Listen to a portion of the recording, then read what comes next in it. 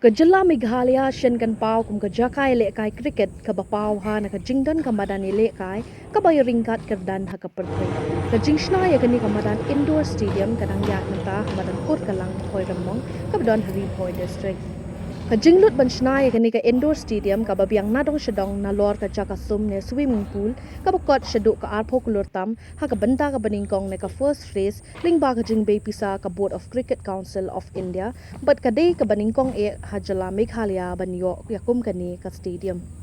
Urang bak shnong ke Bhoirymbong ubak taiwal sing rempai ulong bakat kum ke jingete bat ke shnong ke bor peniat kriket ke jela ke Meghalaya Cricket Association MCA kan siu kum ba arpo hajar tingka ha ke shisnam bat san po persen ke jingmi na kunu kunu ka kam kan let ke shnong.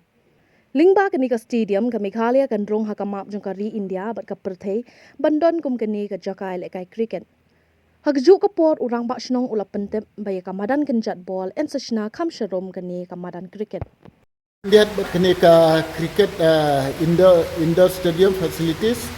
hang ni kadon ke swimming pool ke indoor stadium ke gym kuwe keneka indoor stadium ke along ke international standard ke batusna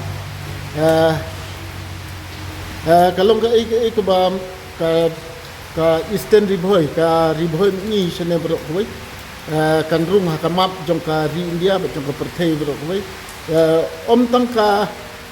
dong ri boin re wat ka state be galia ru kadai ka benengkong po ka state ke jongi bang yo kum kini ki infrastructure ni kerman ru ba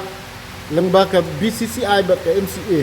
lakin dang ya chakman har banwan ra ru ya ka ground development ban snabha ki gallery ba tway ki man long ki standard ka kum ke national level. Bayi bat kene ka jing train ta ka fast pace ka long kumba arto krutam Kandon next day kan sadon kumki kini ki ground nga snow ba ka ground fencing kiwe kunsa le kela. Hagne ngila manong ba hak bayi bat kene ka MCA ngiyete bakin siu annually arpo jatisnam but 100% na net profit lada don kino ki events hapo kanika madam 100% saka sno saka revenue jo sno kan